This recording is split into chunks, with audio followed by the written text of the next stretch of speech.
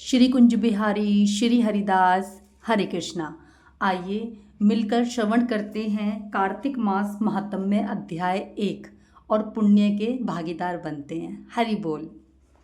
मैं सिमरू माता शारदा बैठ जिहाँ आए, कार्तिक मास की कथा लिखे कपिल हर्षाए। हरि बोल।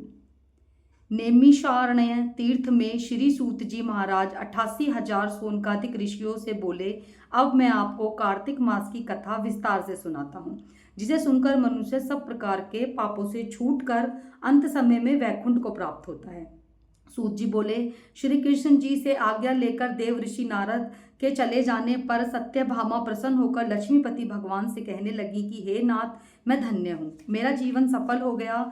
मेरे जन्मदाता भी धन्य हैं, जिन्होंने मुझे जैसी त्रिलोक्य सुंदरी को जन्म दिया, जो आपकी 16 सहस्र तिथियों के मध्य आपकी परम पत्नी बनी।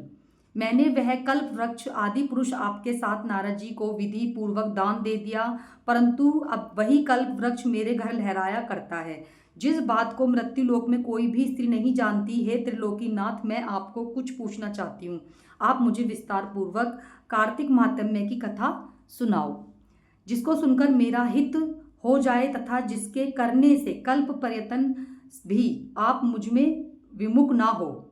सूत जी बोले, सत्यभामा के ऐसे वचनों को सुनकर हंसते हुए श्री कृष्ण भगवान जी सत्यभामा का हाथ पकड़कर तथा अपने सेवकों को वहीं रोककर विलास युक्त अपनी पत्नी को कल्प वृक्ष के नीचे ले गए और हंसकर कहने लगे कि हे प्रिय, 16,000 रानियों में से तुम प्राणों के समान प्यारी हो।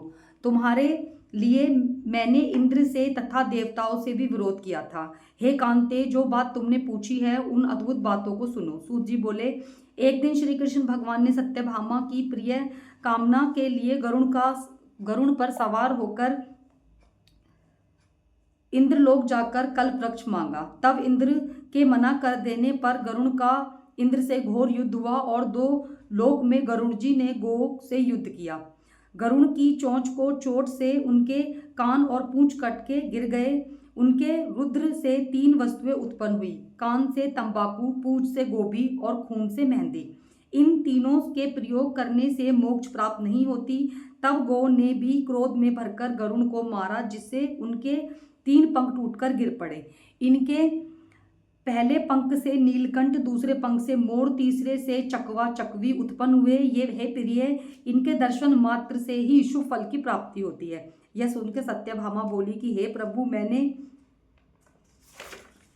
पिछले जन्म में कौन कौन से दान व्रत व जप नहीं किए हैं, मेरा कैसा स्वभाव था तथा मैं किसकी पुत्री थी और मुझे मृतलोक में जन्म लेना पड़ा। मैंने ऐसे कौन से शुभ कर्म किए जिससे आपकी अर्धांगिनी हुई। कृष्ण भगवान बोले, हे प्रिय, जो तुमने पूर्व जन्म में शुभ कर्म किए हैं उन्हें विस्तार पूर्वक कहता हूँ, सुनो।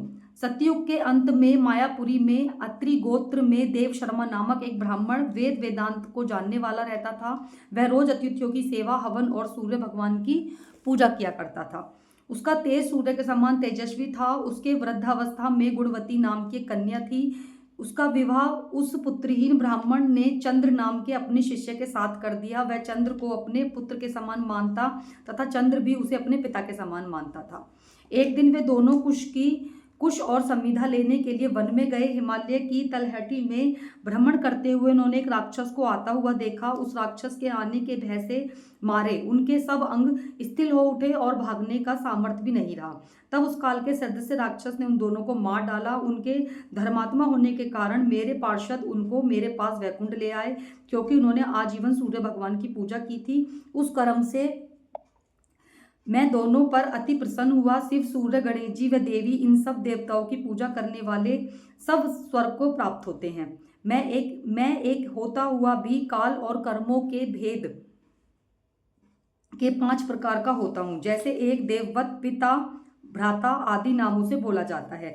जब वे दोनों विमान पर चढ़े हुए सूर्य के समान तेजस्वी रूपवान चंदन और माला धारण किए हुए मेरे भवन में आए तो दिव्य भोग भोगने लगे। ये था कार्तिक मास महात्म्य अध्याय 1, जो श्री कृष्ण स्वयं अपने मुख से सत्यभामा को बता रहे हैं। हरि बोल।